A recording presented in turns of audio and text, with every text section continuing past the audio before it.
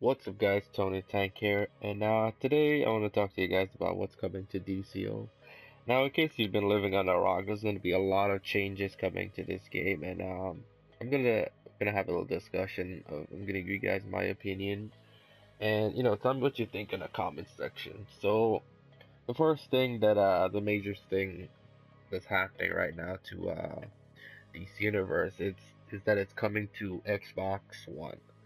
Now, there's a lot of things that's gonna happen when it comes to Xbox One, and pretty much the main thing DCO is going for is that new console kind of thing. They're trying to push this game, even though the game is like 5 years old. They're trying to push this game to another console, and you know I believe if they have the right setup, it can work. Okay, but what's going on right now, even on PlayStation, this game is not even running at 100%. There's so many bugs, glitches, things that need to be worked on, and I don't like, since it's gonna go to Xbox, I don't want those Xbox players to have a bad experience with this game because we've been playing this game for like years, and there's nothing on this game they can't pull that we haven't seen before. All that nonsense, like game goes offline for like a day, and you know what I'm talking about.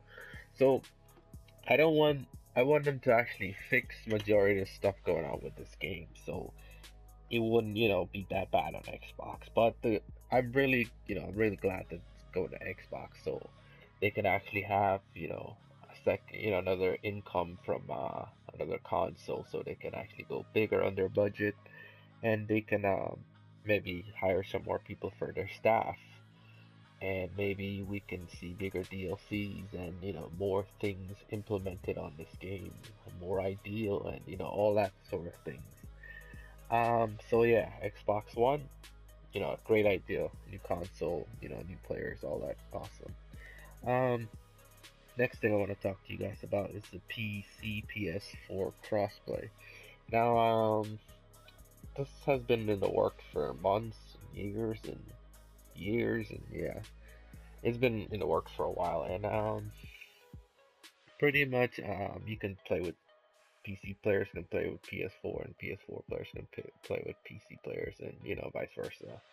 And I think every time we talk about it, every time a couple of my friends we have a discussion about this, it's like it comes down to one thing. It's like, will controls factor into this, like who can button mash faster, things like that, and I really like that they're pulling the community, the servers together. Maybe they're trying to cut down on money or somewhere, but that's why they're merging it.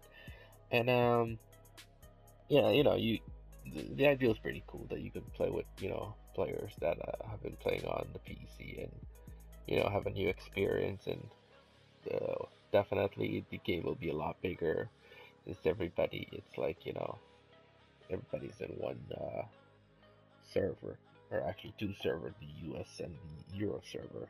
So that's pretty cool. I can't wait for that one. And the next thing is episode 21, inspired by the Legends of Tomorrow. I should call that inspired by CW, of course. Uh, some new, I guess, DLC they're talking about, and that comes out in a month, and the usual grind this, grind that kind of thing.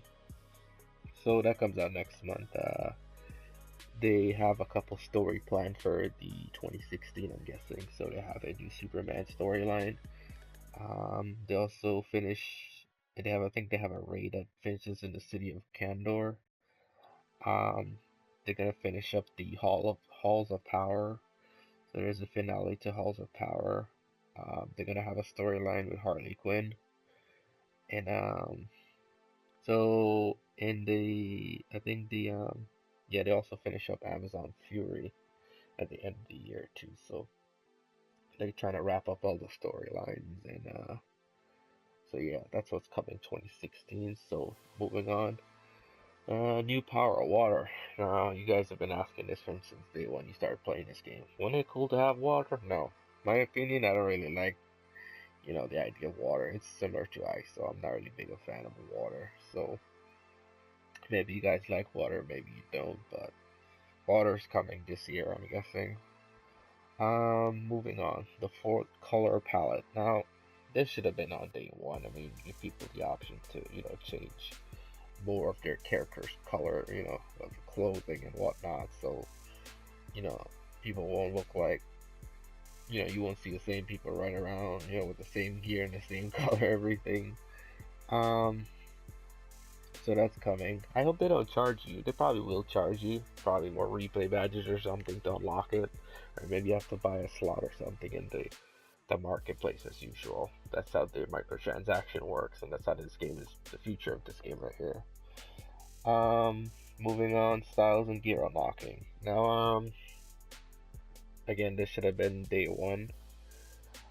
Pretty much you can. When they said that you can buy feats that day when they said that like maybe a few years ago, I was like, okay, you can buy the feats, but you don't get the style. Okay, why? So I answered finally that finally answered that.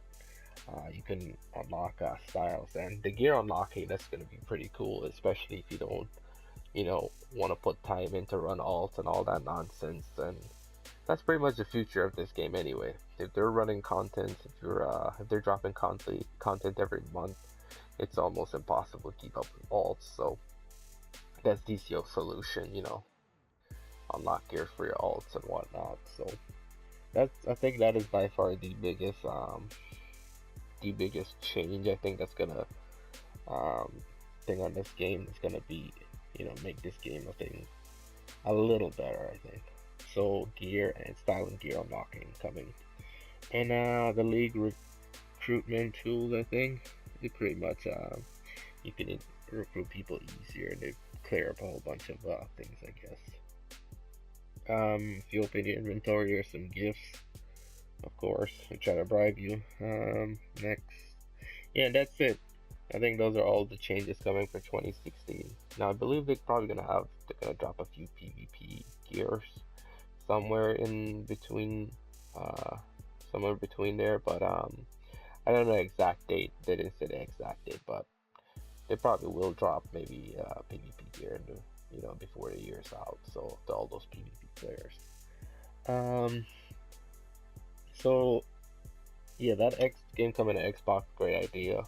I just really wish that there will be a bigger pretty much developing team.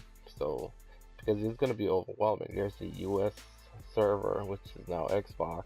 There's two different servers: the U.S. Xbox and the U.S. PlayStation, and then there's gonna have the EU uh, server, which so it's gonna be the U.S. server with the Xbox and the PC, and then they kind of have the US PlayStation with the PC, and then they have the European PlayStation with the PC. So there's gonna be three servers, and I don't think that team is big enough to actually handle all of that. So, suggestion I think, but they probably won't have to do that now. But once the game start, doing okay on Xbox, I think they should branch out a little more in the development team. That way they could have more like smaller teams, but teams that actually um, you know, pinpoint different portions of the game that can actually, change the game, like the PvP. They can have a team that, just specialize on PvP like how they used to, and a team specialize in PvE and all that stuff. So, anyway, tell me what you think in the comment section. Anyway, guys, take it easy.